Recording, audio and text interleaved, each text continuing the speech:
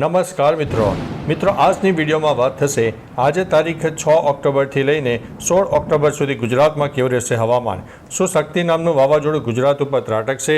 અત્યારે મિત્રો યુટ્યુબ ઉપર મોટો હોવા ચાલી રહ્યો છે કે શક્તિ નામનું વાવાઝોડું ગુજરાત ઉપર ત્રાટકશે, 120 કિલોમીટર પ્રતિ કલાકની ઝડપે પવન ફૂંકાશે, તબાહી મચાવશે અને એવી બધી વિડીયોને 2 લાખથી વધુ વ્યૂ મળી રહ્યા છે।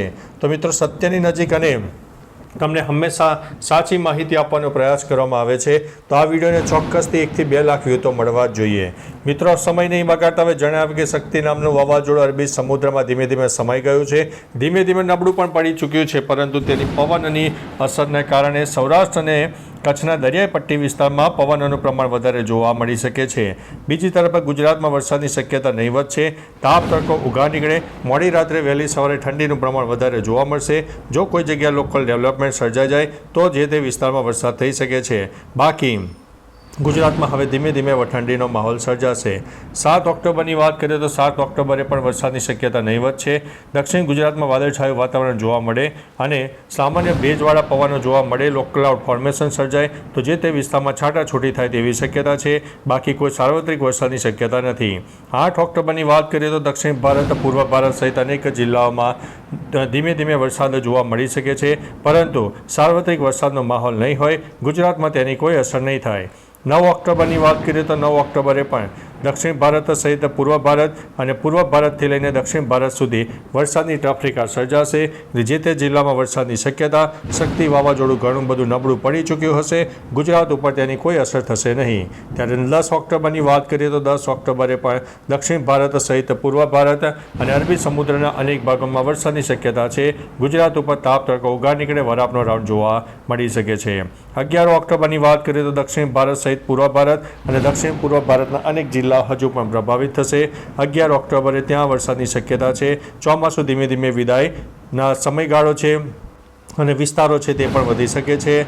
12 ઓક્ટોબરની વાત કરીએ તો દક્ષિણ ગુજરાત સહિત દક્ષિણ ભારત સહિત દક્ષિણ પૂર્વ જે ભારત છે તેનો પણ વિસ્તાર છે તેમાં વરસાદની શક્યતા દેખાઈ રહી છે। બીજી તરફ મિત્રો તારીખ 13 ઓક્ટોબરની વાત કરીએ તો 13 ઓક્ટોબરે પણ ગુજરાતમાં વરસાદની શક્યતા નહીવત, દક્ષિણ ભારતના અનેક જિલ્લામાં છૂટોછવાયો વરસાદ થઈ શકે છે। 14 ઓક્ટોબરની વાત કરીએ તો 14 ઓક્ટોબરે પણ દક્ષિણ ભારતના અનેક જિલ્લાઓ પ્રભાવિત થશે, કારણ કે બંગાળની ખાડી, અરબી સમુદ્રના ભેજવાળા પવનો મળશે, એટલે દક્ષિણ ભારત હજુ પણ આગામી 10 થી 15 દિવસ એક્ટિવ રહે તેવી શક્યતા છે। ત્યારે 15 ઓક્ટોબરની વાત કરીએ તો 15 ઓક્ટોબરે પણ દક્ષિણ ભારત સહિત કહી શકાય કે મહારાષ્ટ્રથી લઈને કેરળ સુધી સામાન્ય વરસાદની ટ્રાફિકા જોવા મળે, જેના લીધે તેને છૂટોછવાયો વરસાદ આપણને જોવા મળી શકે છે।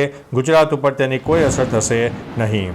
ત્યારબાદ મિત્રો તારીખ 16 ઓક્ટોબરની વાત કરીએ તો 16 ઓક્ટોબરે પણ દક્ષિણ ભારત સહિત બંગાળની ખાડીમાં વધુ એક સામાન્ય વરસાદની સિસ્ટમ સક્રિય થાય, પરંતુ મધ્યમ સ્તરની સિસ્ટમ હોવાને કારણે કોઈ નુકસાનીવાળો વરસાદ થશે નહીં। ત્યારબાદ મિત્રો તારીખ 17 ઓક્ટોબરની વાત કરીએ તો 17 ઓક્ટોબરે પણ દક્ષિણ ભારતના અનેક જિલ્લાઓ પ્રભાવિત રહેશે, ગુજરાત ઉપર તેની કોઈ અસર નહીં થાય। ગુજરાતમાં ઠંડીનું પ્રમાણ નોંધપાત્ર વધારો થશે, ઝાકળ વર્ષા થાય, ધુમ્મસનું પ્રમાણ જોવા મળી શકે છે।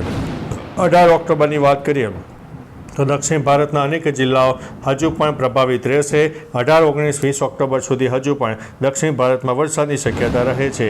19 ઓક્ટોબરની વાત કરીએ તો 19 ઓક્ટોબરે પણ દક્ષિણ ભારતના અનેક જિલ્લાઓ પ્રભાવિત રહેશે, બંગાળની ખાડી, અરબી સમુદ્ર થોડો એક્ટિવ રહેશે અને જતાં જતાં ચોમાસું દક્ષિણ ભારતના અનેક જિલ્લાઓને વરસાદ આપશે। 20 ઓક્ટોબરની વાત કરીએ તો 20 ઓક્ટોબરે પણ દક્ષિણ ભારત હજુ પણ એક્ટિવ રહેશે, કારણ કે બંગાળની ખાડી, અરબી સમુદ્ર એક્ટિવ રહેતા બંને તરફથી ભેજવાળા પ્રવાહનો અને લો ક્લાઉડ ફોર્મેશન સર્જાશે, જેના કારણે દક્ષિણ ભારતના અનેક જિલ્લાઓમાં વરસાદ થશે, પરંતુ ગુજરાત ઉપર વરસાદની શક્યતા ખૂબ નહીવત છે।